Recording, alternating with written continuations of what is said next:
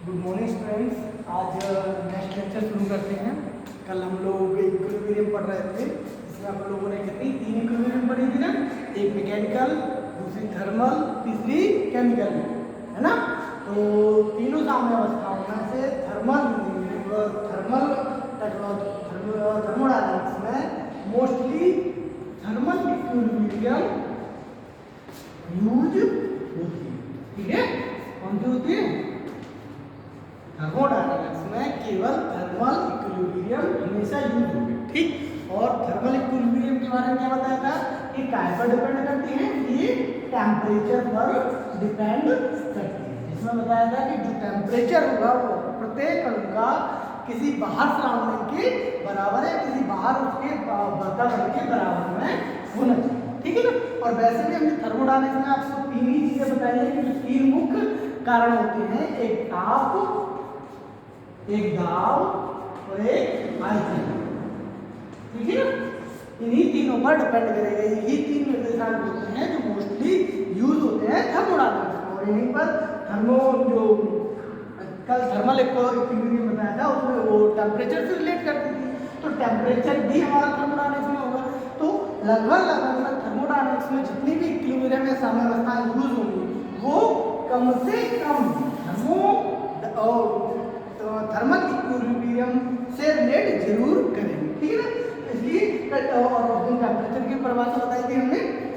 Clear है। अब हम आगे नेक्स्ट शुरू करते हैं। मैंने कहा था आगे नेक्स्ट शुरू करते हैं। ठीक है ना। अब नेक्स्ट शुरू करते हैं जीरो लॉ। क्या? जीरो लॉ ऑफ थर्मोडायनामिक्स, है ना। ओके। ऊष्मागतिकी का शून्याङ्क नियम, ऊष्मा गतिकी का शून्याङ्क नियम। ठीक, इंग्लिश में कहते हैं जीरोथ लॉ। क्या कहते हैं? Zeroth law. Zeroth law. ठीक, zeroth law of thermodynamics. Zeroth law क्या होगा, मतलब किस तरीके से इसको रिप्रेजेंट। इससे पहले और चीज जानते हैं। ठीक, आप लोगों ने मैथमेटिक्स पढ़ा होगा, इंटरमीडिएट में बहुत अच्छे तरीके से पढ़ा होगा। बहुत ही सिंपल वे में इसको समझाते हैं, बहुत ही सिंपल वे में। ठीक है ना। मैथमेटिक्स पढ़ा होगा, उसमें आपने पढ़ा होगा A equal to B, clear है। B equal to C, clear है, पढ़ा होगा। Then we can say that A equal to C, है ना, पढ़ा है। यदि A B के बराबर है, B C के बराबर है, A C के बराबर होगा ही होगा। क्लियर है। ये आप लोगों ने इंटरमीडिएट में बहुत अच्छे तरीके से पढ़ा होगा, मैथमेटिक्स में है। ठीक है ना। और फिजिक्स में भी है, उसमें भी पढ़ा होगा। तो शून्याङ्क नियम क्या कहता है? शून्याङ्क नियम कहता है कि जब दो निकाय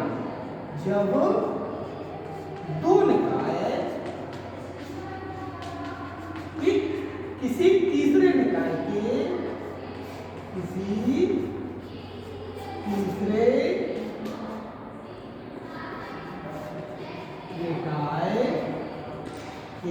साथ, ठीक, निकाय को इंग्लिश में कहते हैं सिस्टम। ठीक, कल पढ़ा है सिस्टम। क्लियर है। जब दो निकाय किसी तीसरे निकाय के साथ कैसे हो, साम्य में हो, साम्यावस्था में। साम्यावस्था जानते हो, इक्विलिब्रियम। ठीक है। कौन सा इक्विलिब्रियम? थर्मोडायनामिक्स का थर्मल इक्विलिब्रियम, मतलब टेम्परेचर से रिलेटेड। कैसे रिलेटेड? टेम्परेचर से रिलेटेड। जब दो निकाय, दो सिस्टम किसी तीसरे निकाय के साथ इस तरीके से हो, इक्विलिब्रियम में हो, साम्यावस्था में हो, तो दोनों निकाय स्वयं में एक दूसरे की साम्यावस्था में या एक दूसरे के इक्विलिब्रियम में होंगे। ठीक, ये कहने का मतलब है। जैसे कि समझ सकते हैं, मान लो कोई A निकाय है। ठीक, एग्जाम्पल सोच लेते हैं हम। एक A निकाय है, एक B निकाय है, क्लियर है, एक C निकाय है। ठीक है, क्लियर। हमें ये कहा है कि दो निकाय किसी तीसरे निकाय C के साथ साम्यावस्था, मतलब ये इसके सापेक्ष साम्यावस्था में और ये भी इसके सापेक्ष साम्यावस्था में। कौन सी साम्यावस्था में? थर्मल साम्य अवस्था में, थर्मल ऊष्मागतिकी के अनुसार ये दोनों निकाय यदि इसके साथ समान साम्य अवस्था में है तो ये दोनों निकाय आपस में भी कैसे होंगे, आपस में भी समान साम्य अवस्था में इक्विलिब्रियम में होंगे। यही कहता है क्या, ऊष्मागतिकी का शून्याङ्क नियम। बड़ा ही सिंपल है, बड़ी सिंपल वे में समझ सकते हैं इसको। जब दो निकाय किसी तीसरे निकाय के साथ साम्य अवस्था में, अलग अलग साम्य अवस्था में होते हैं तो वो दोनों भी आपस में टेम्परेचर से रिलेटेड ऊष्मागतिकी के अनुसार ऊष्मा में एक दूसरे के साम्य अवस्था में होंगे या एक दूसरे के थर्मल इक्विलिब्रियम में होंगे। क्लियर है, ये ऊष्मागतिकी का शून्याङ्क नियम है। क्लियर है। अब आगे क्या पढ़ते हैं, हीट कैपेसिटी। क्या कहते हैं, हीट कैपेसिटी या ऊष्मा क्षमता। ऊष्मा क्षमता ये क्या, हम जानते हैं कि हर एक चीज़ होती है, हर एक मैटर होता है, हर एक मटेरियल होता है, उसकी एक अपनी अपनी हीट को एब्जॉर्ब करने की क्षमता है ना। जैसे कि परसों ये उदाहरण दिया था मैंने, जैसे एक मान लो टेबल है, जो मटेरियल है वो आपका कोई मेटल का बना है, काय का बना हुआ है, मेटल का बना हुआ है। एक है वो आपका पूरा वुड का बना है, काय का बना हुआ है, वुड माने लकड़ी का, ठीक। तो इसके ऊष्मा ग्रहण करने की क्षमता अलग होगी और इसके ऊर्जा एब्जॉर्ब करने की क्षमता अलग होगी। जो वुड होगा वो धीरे धीरे ऊर्जा एब्जॉर्ब करेगा, लेकिन जो मेटल होता है, मटेरियल होता है, वो बहुत जल्दी ही ऊर्जा को एब्जॉर्ब करता है, ठीक है ना। तो ऊर्जा कैपेसिटी क्या होता है कि कोई भी पदार्थ जो होता है, कोई भी मटेरियल होता है, उसको ऊर्जा को एब्जॉर्ब करने की क्षमता सभी पदार्थों के, सभी मटेरियल की कैसी होती है, अलग अलग होती है। और जब ऊष्मा अपने अंदर एब्जॉर्ब करते हैं तो काहे के लिए करते हैं, जब किसी पदार्थ में कोई पदार्थ ऊष्मा एब्जॉर्ब करता है, हीट को एब्जॉर्ब करता है तो क्या करता है, उसका टेम्परेचर चेंज होगा। जब ऊष्मा एब्जॉर्ब होगी तो उसका टेम्परेचर क्या होगा, उसका टेम्परेचर चेंज होगा। क्लियर है ना। तो कभी भी ऊष्मा जब एब्जॉर्ब की जाती है तो काहे के लिए की जाती है, टेम्परेचर चेंज करने के लिए, अपने आप चेंज हो जाएगा। इसी प्रकार से हर एक मटेरियल की अपनी अपनी क्षमता होती है, अपनी अपनी हीट एब्जॉर्ब करने की, वो अलग अलग होती है, टेम्परेचर चेंज करने की, और इसी वजह से उनका जो टेम्परेचर होता है वो अलग अलग आता है। क्यों, क्योंकि जैसे वुड पे है, वुड को अपने अंदर क्षमता एब्जॉर्ब करनी है तो इसकी जो क्षमता होती है, इसकी जो एब्जॉर्ब करने की विधि होती है वो बहुत कम होती है, बहुत धीरे धीरे ये हीट को एब्जॉर्ब कर पाता है। जब बहुत धीरे धीरे हीट को एब्जॉर्ब करेगा तो इसके अंदर हीट कम रहेगी। मेटल है, ये हीट को बहुत जल्दी ही एब्जॉर्ब करता है। जब ये हीट को बहुत जल्दी एब्जॉर्ब करेगा तो इसके अंदर जो कैपेसिटी होगी वो ज़्यादा होगी, हीट को एब्जॉर्ब करने की कैपेसिटी ज़्यादा है, ठीक है ना। तो वही आज हीट कैपेसिटी पढ़ेंगे। मान लेते हैं कि दो अलग अलग निकाय हैं तो उनको एब्जॉर्ब करने की क्षमता होती है वो अलग अलग होती है अकॉर्डिंग टू टेम्परेचर, ठीक। प्रत्येक पदार्थ की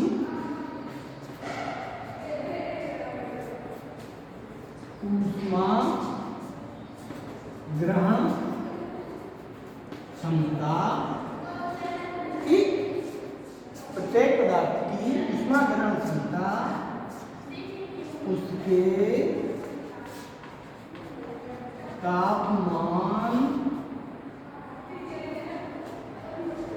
वृद्धि या कमी, वृद्धि या कमी के लिए अलग अलग होती है। कैसी होती है, अलग अलग होती है। हीट एब्जॉर्बिंग की क्षमता होती है वो कैसी होती है, अलग अलग होती है। अब मान लेते हैं, मानते हैं कोई चीज़ है जिसका अकॉर्डिंग, इसमें और आगे भी हम लिख सकते हैं अकॉर्डिंग टू मास।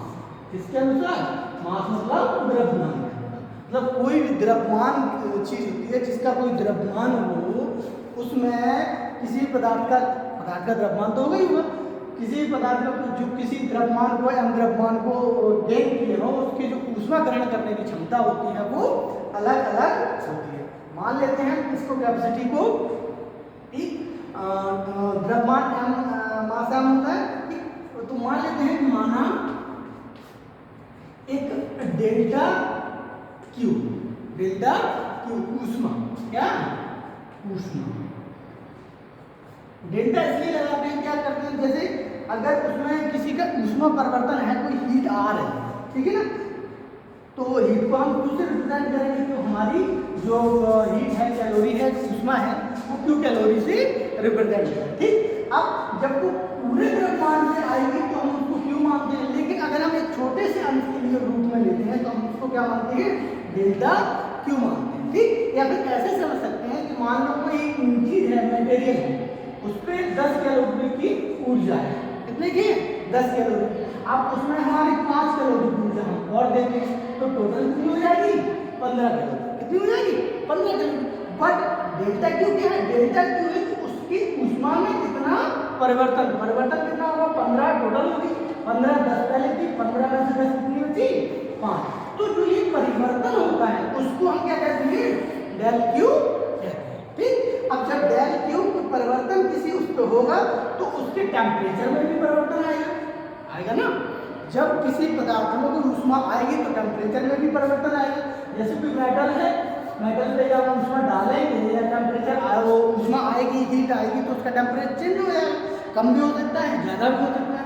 तो जब उसका टेम्परेचर चेंज होगा तो मान लेते हैं कितना होता है टेम्परेचर और डेल टी चेंज होता है। ठीक, तो जो हीट कैपेसिटी होगी उसके फॉर्मूले के अनुसार जो हीट कैपेसिटी होगी वो del Q upon del T, temperature में परिवर्तन होगा उन दोनों के रेशियो के बराबर होगा। हीट कैपेसिटी होगी वो ऊष्मा परिवर्तन और टेम्परेचर परिवर्तन के रेशियो के बराबर होगा। क्लियर है, यह है हीट कैपेसिटी का फॉर्मूला। इसके आगे बढ़ाएंगे स्पेसिफिक हीट, विशिष्ट ऊष्मा।